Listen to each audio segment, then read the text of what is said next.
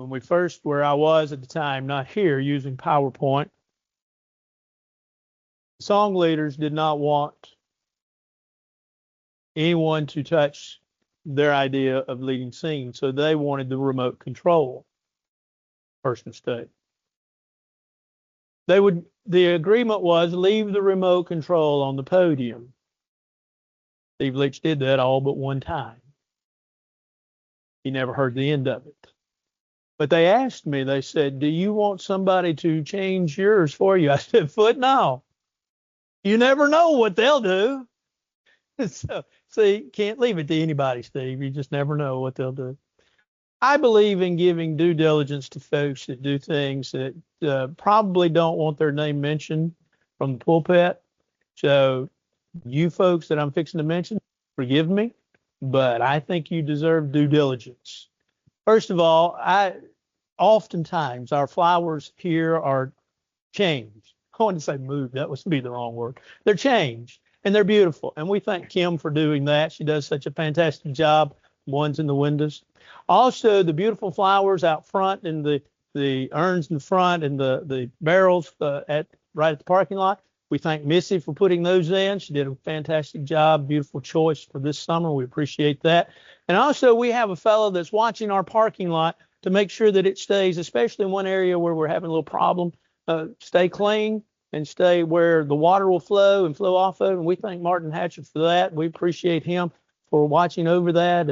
And he does that for us now. And so we appreciate that and appreciate any and all. I know that some of you do things I don't know about. And so if you want your name mentioned, just tell me and we'll be glad to mention it, because I think everyone should be rendered due diligence for the things that they do. The prudent man. The prudent man. What is the prudent man and who is the prudent man? Well, Jake believed himself to be prudent. Jake was a good young man. He was on top of things. He had a good education. He was a businessman. He thought, I'm pretty much, not that I've got the world tamed, but I'm on top of everything, know what's going on. But then Jake met another fella. Joe was quite a talker, and Joe was really a very personable guy, and Jake was taken by him. He was taken so much by him that Joe took all of Jake's savings and used it in a get-rich-quick scheme. And as Jake relayed the message later on, he talked about how that he wasn't as smart as he thought he was. He wasn't dumb by any stretch of the imagination, but he was dumb in that particular instance. That happens from time to time, doesn't it? Folks get scammed. They think that they know everything. They know what's going on, and there's just one little mistake, one little question that's answered one way, or one form that's filled out that wasn't on the right website or whatever. And all of a sudden, they're in the midst of trouble because they weren't as prudent as they think. When we open our Bibles, we find a lot of different types of literature. We find a lot of different ways of writing and saying, in many ways, the same thing. And the book of Proverbs is one of those books. The book of Proverbs, believed to be written by Solomon, the man that God gave great wisdom to. Personally, I believe the book of Proverbs is a collection of things that Solomon came to a conclusion with regards to the way he lived his life. One could look at the book of Ecclesiastes and see that here was a man of well-meaning and well-being and things. And yet, as he searched for happiness, he searched in all the wrong areas. Finally, he figured out it was God that he needed to follow.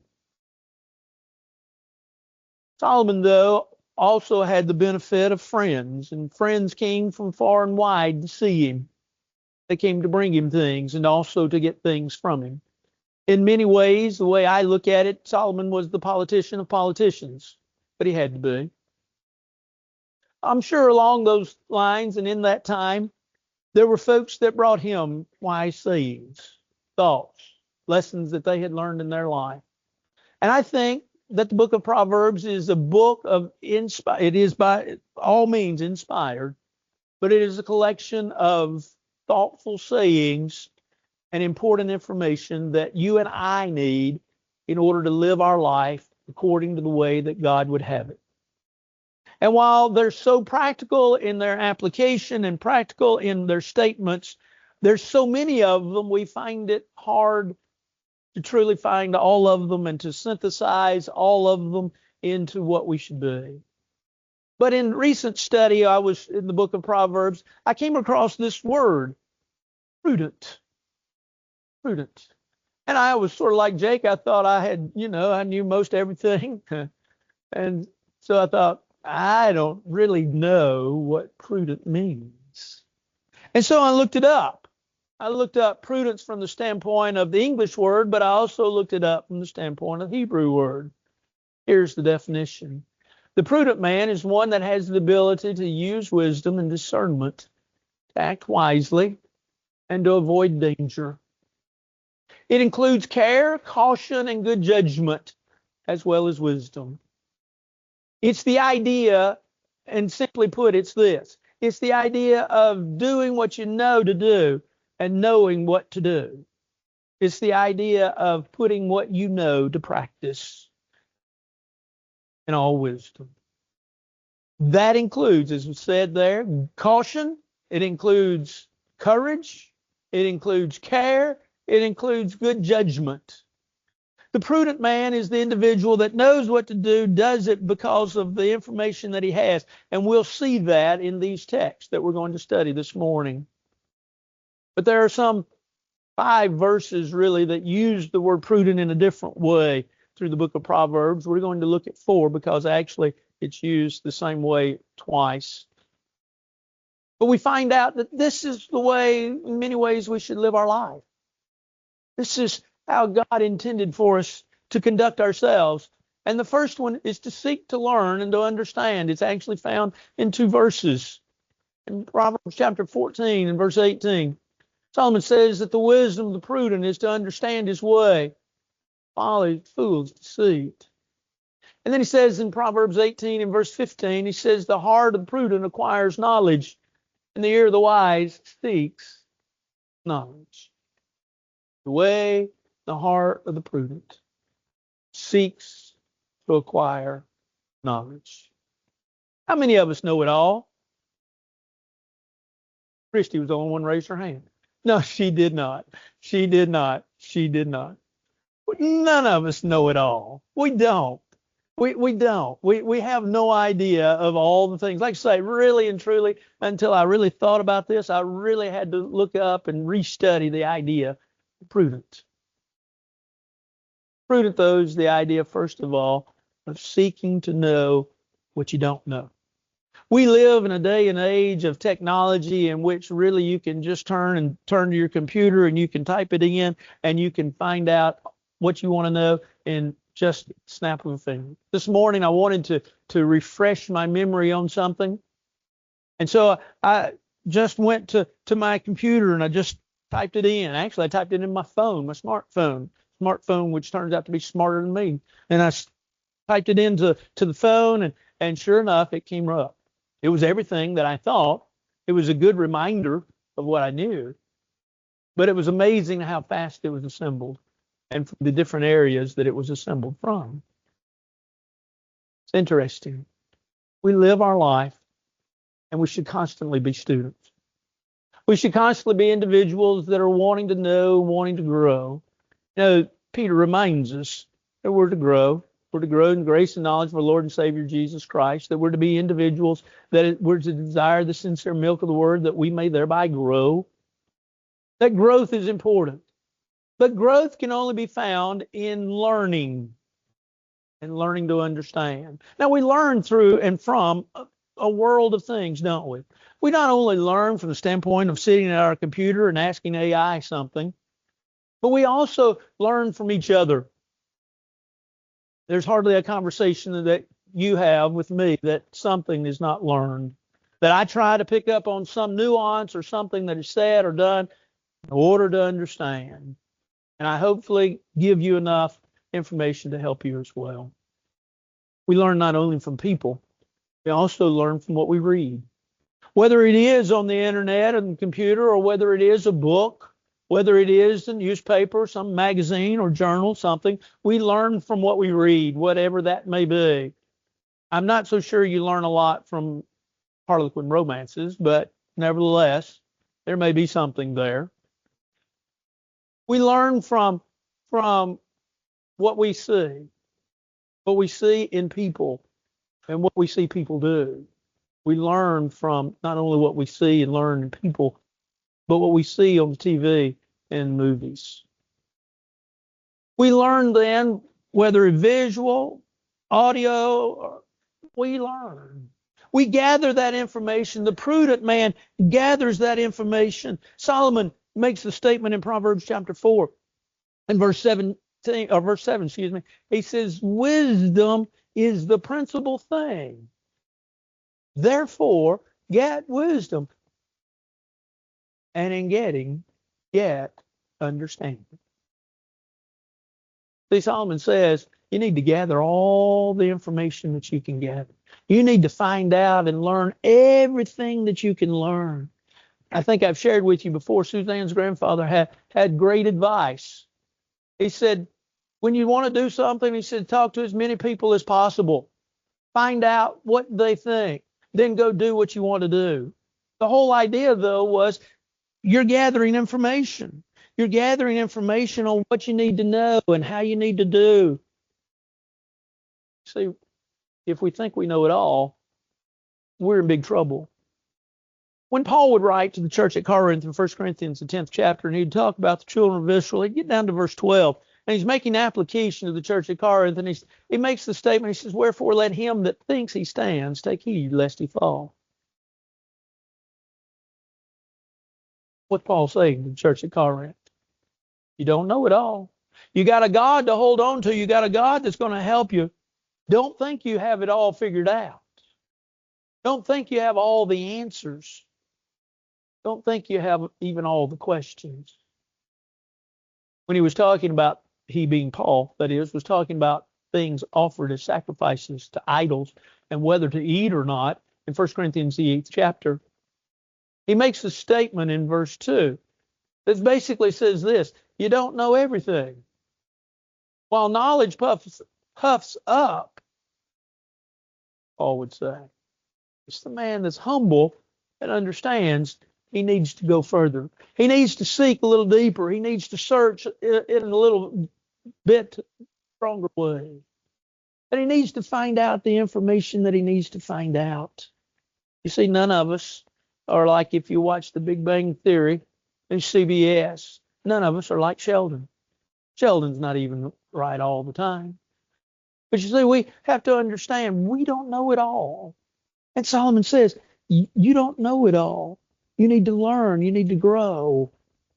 And in that growth, as we found out last Sunday night, in Proverbs 24 and verse 5, Solomon says that power is found in knowledge. And so the prudent man, what? The prudent man, first of all, seeks to learn and seeks to understand. But then Proverbs 14:15 tells us about the prudent man. He thinks before he acts.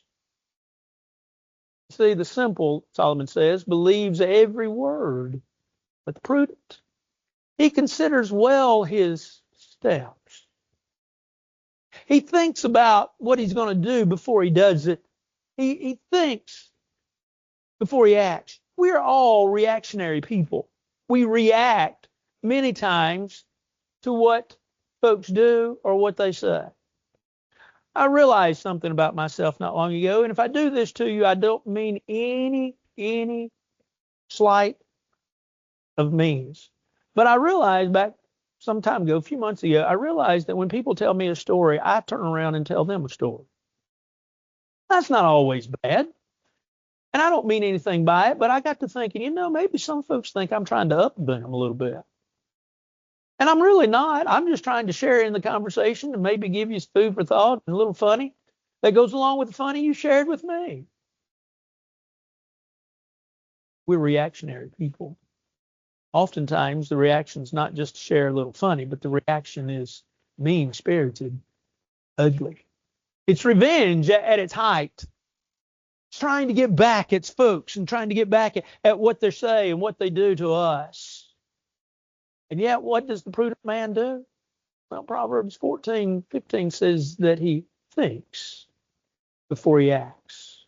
He's the individual that understands that if he acts, he's to act according to Proverbs chapter 13, verse 16. He's to act with knowledge.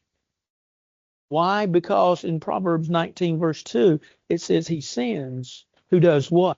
Who acts with haste. It's important that we understand that it is good to taste our words. It is good to count to 10 before we say something else. It is good to stop and think. Yeah, I wonder if Moses had stopped to think before he killed that Egyptian, if the same would have turned out. I wonder if Jephthah, before he made that rash vow, which ultimately the daughter's life was put in danger and death, if he'd have thought before he made that vow, I wonder what would have happened. I wonder if folks would think before they act, if it would be the same. In Luke chapter 14, Jesus is addressing the idea of coming to him, following him and following his way and his teachings. But he makes a statement in verse 28 that is very important. Which of you sitting down to build a tower, or which of you about to build a tower, sits not down first and counts the cost, whether he has sufficient to finish it? It makes sense, doesn't it? If tomorrow you get a hankering, I'm going to build a house. I want us to have a new house. I'm going to build a new house. The first thing you're going to do is you're going to figure out, okay, where I want it, how much it's going to cost, and do I have enough to cover that cost? And if I can't do I can't answer those three, and then there's, of course, a multitude of other questions. But if I can't answer those questions, then I'm not going to pursue that project. I'm going to go on and move on to something else. What have you done? You've sat, you've thought, you've counted the cost. Well, that's what Paul said, or rather what Jesus said. Count your costs. Look and see what it says. Look and see what's going on. Look and see if you can. James said it this way. Let every man be swift to hear, slow to speak, slow to anger. Just think about what he said. We use that verse so often, but it's the same idea.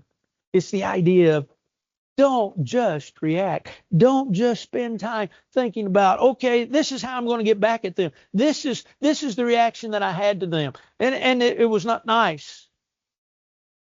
Think about what you're going to say. Think about what you're going to do. Think about how you're going to act. Nehemiah is a great example. Nehemiah receives word that the walls around Jerusalem have been destroyed.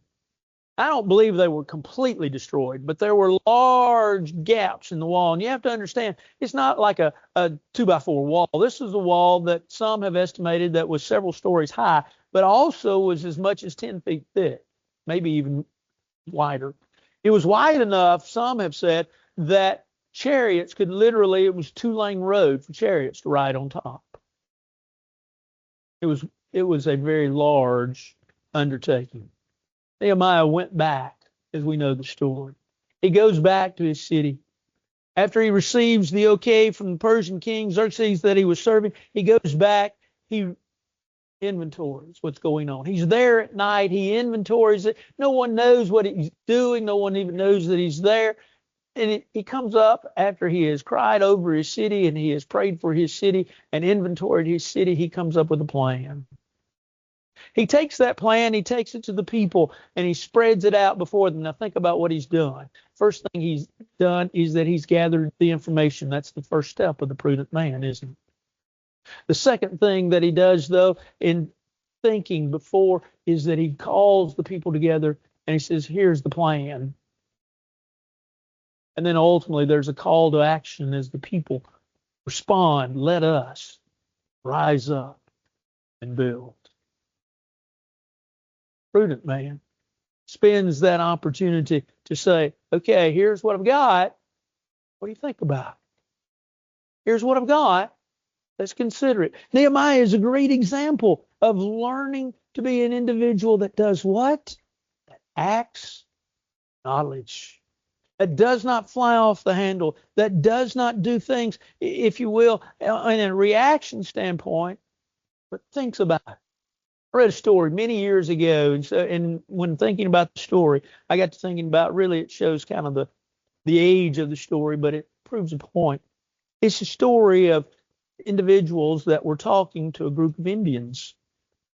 And as they were talking to the Indians and they were talking about how to settle a particular instance, one of the Indians, the one that was in charge of the group that had come, walks off. Just walks off. And the individual that was not an Indian there, that was representing something else, another group, said, I don't understand why he just walked off.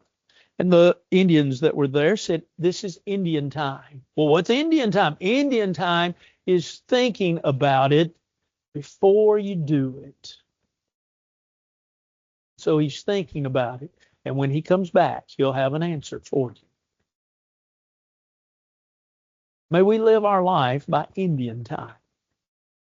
Thinking about what we're going to do. Thinking about what we're going to say. Before we ever do. And the prudent man does that. He thinks before he acts. But then here comes the third thing, that, boy, this is hard. He's open to constructive criticism. Look in Proverbs 15, verse 5. Look what it says. A fool despises his father's instruction, but he who receives correction is prudent. Oh, joy. Who likes criticism? None of us. We don't like to be criticized. We don't like to be told that we're wrong. We don't like to be told that maybe even what we're doing can be done in a different way. There's a lot, and there's a very fine line on all of this, isn't there? I was telling Suzanne this morning before we came to church, we were actually sitting eating breakfast, and I told her, I said, you know, so-and-so used to tell a story on himself that he told a man a certain way to do something. The man said, well, I've been doing it this way for 30 years. And this other man said, well, have you ever thought that you were wrong in all these 30 years? And I've always thought, as that man told me the story, the man that claimed he had the answer, I always thought, well, the arrogance of him to think that he had the answer instead of the other man. So that you see, there's a very fine line in all of this. Everybody has an opinion. Everybody has what they think is right. Everybody says, oh, you know, I know what to do. I'm the one you need to listen to. I'm the one. But the prudent man, the man that acts according to the knowledge that he has, and he acts with all wisdom, that's the prudent man. He's willing to listen to, he's open to those that are critical of him and what he's doing. He's willing to say and willing to consider what's being said. He's willing to think about the advice that he's being given. Now, therein lies a key, doesn't it? And the key is that if you're critical of someone, you need to be a good critic. In order to be a good critic, first of all, you need to be an individual that is there at all times. You're there in the good times and bad times, and you offer praise as well as criticism.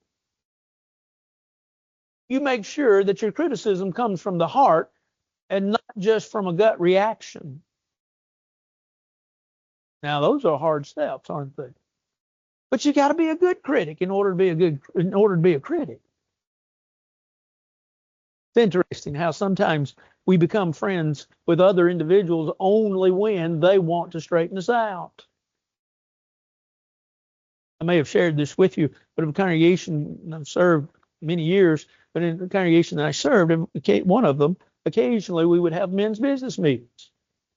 One man only showed up when he wanted to lay us out. I mean, when he wanted to tell us off, that's the only time he came to men's business meetings. We had new eldership, or had a couple of new men that were elders at the time, And one of them was standing beside me as folks were coming in for one of our meetings. And this man came in and I said, "Oh no." He said, "What?" I said, "I don't know what it is, but we're fixing to get told." "Well, why did you say that?" I said, "Because so-and-so's here." I said, "He never comes unless he's going to lay some of us low." And sure enough, he laid me low. He laid the old elders low. He laid the new elders low. He laid us all. Just cut a path as Sherman did through Atlanta. I mean, just laid us all out. But I had trouble taking what he said. You know why? Because he only showed up when he wanted to tell us all. He didn't show up when the work was going on. He didn't show up when we were doing something and trying new things. Wasn't a good critic. But even at that, the prudent man says, "What? Let me hear what you got to say. Let me hear the criticism." You know, counsel is not always good. Ask Rehoboam. Ask the children of Israel when they divided. Now, Rehoboam basically caused the split in the children of Israel. Why? Because he took the wrong advice. Give him kudos. Give him his due. He asked for it, but he chose the wrong advice. I wonder in Acts 15, when the Council of Jerusalem met and they were discussing what they should do with the Jewish converts. You know, should they go and follow the old law, and should they be circumcised? Should they have the dietary restrictions that were made and found in the old law? And that was the discussion. What do we do with new converts in the church? Don't you know that there was a wealth of know-it-alls there?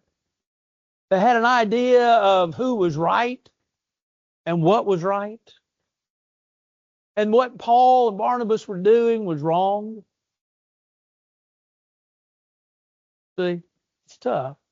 But yet, what does Solomon say? He says, the prudent man listens. Why? Because the way of the fool is right in his own eyes. But he who hearkens unto counsel is wise. Proverbs 12 and verse 15. You see, we listen to people. We listen to what they have to say, and we weigh what they have to say. We may even ask others, hey, what do you think about X, Y, Z? As we've gathered up all the information, we understand criticism may come. We talked this morning in Bible class in Luke chapter 11, when there were certain Pharisees to whom Jesus was talking, and there was a criticism leveled at Jesus. Jesus faced criticism all the time. I mean, he claimed to be the Son of God. He claimed to be one that had come from heaven. And these folks were, if you will, they were doubters. They were folks trying also to not only just doubt, but trying to reaffirm their faith and say, well, you know, is he the prophet? Is he not the prophet? So Jesus is often faced, because of the claims he made, with criticism from others. What did he do with it? Well, he answered it. What do? Well, we learn from criticism. We gather it up. We think about it. The prudent man considers it. Then, if need be, changes the paths which he's taken. And he does the things that he's been told to do. The story is told, you probably even heard the story. The story is told of a general that walks through a group of men.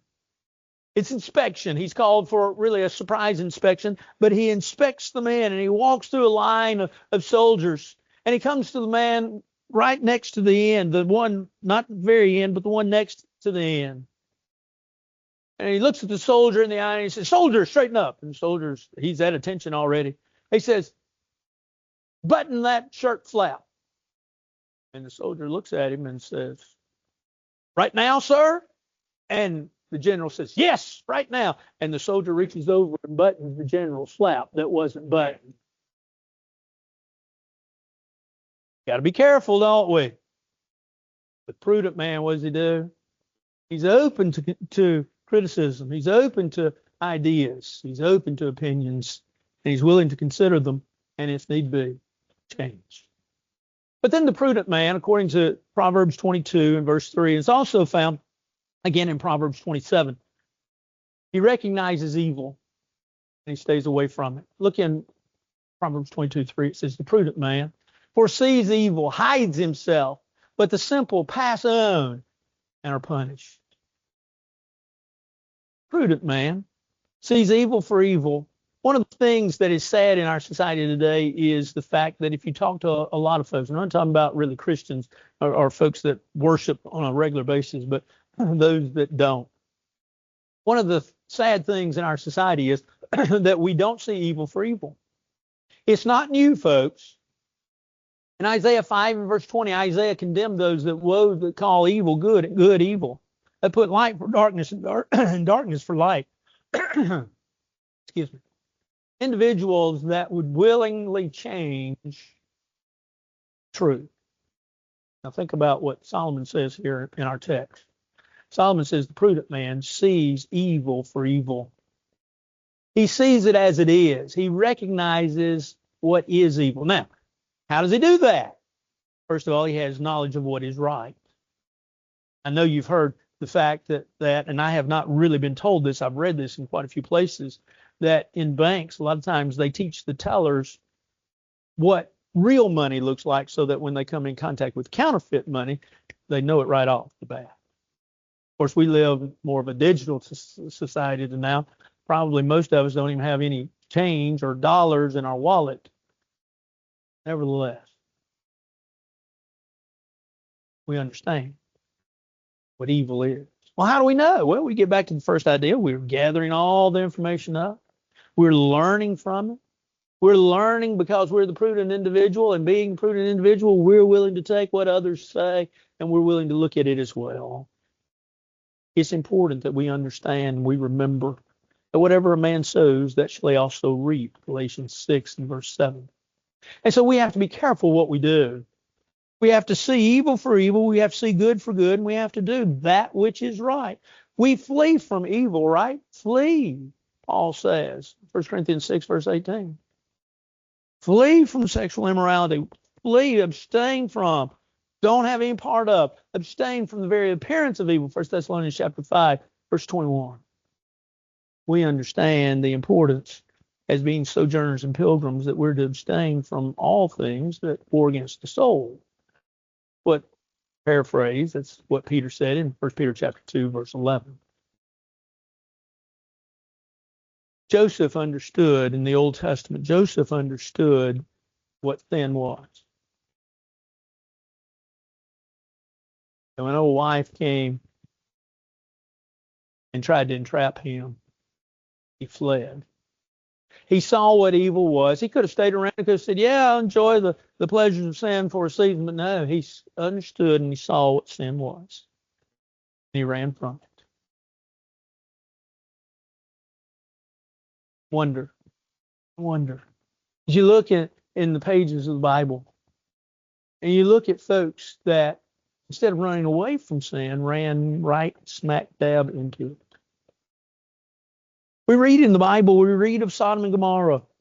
We read of cities that were so corrupt that they couldn't find enough righteous individuals in order to save it. I wonder where had their moral compass gone? What had happened? Why were they not just seeing the evil and staying away from it? Why had they become so involved in it that they couldn't seemingly get out of it and didn't want to, for that matter? See, we need to remember that as Christians, as the prudent individuals, that we say no to sin.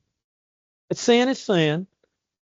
We can't change it. We can't change the color of it. We can't change what it looks like. We can't change what it is. And we can't change what it does to our God. But we can change the fact that we don't have to do it. And so the prudent man sees it, stays away from it. He recognizes it because he has been a student of life, but of God's word. He realizes that it's not good and that all it will do is lead to damnation. And so consequently, what he is reminded is to be the man of God. The man that walks not in the counsel of the ungodly, does not stand in the way of sinners, does not sit in the seat of the scornful, but ultimately who has a delight His delight's in the law. And in that law he meditates day and night. Psalm 1, verses 1 and 2. That's what living the life is. Being prudent, now, it's really just kind of living your life the way you're supposed to live it. Living your life the way God instructed you to live through His Word. It's a lifetime of study. It's a lifetime of learning. It's a lifetime of growing. And it's a lifetime of, as we as Christians, being transformed into the very image of Christ, 2 Peter 3, verse 18. And so this morning, while you may say, well, I'm not the wisest, I'm not the most learned, I'm not the most of understanding of all, I'm with you. But as we struggle and strive, we do it arm in arm, hand in hand together, marching as we sang the song on to Zion. Beautiful, beautiful Zion.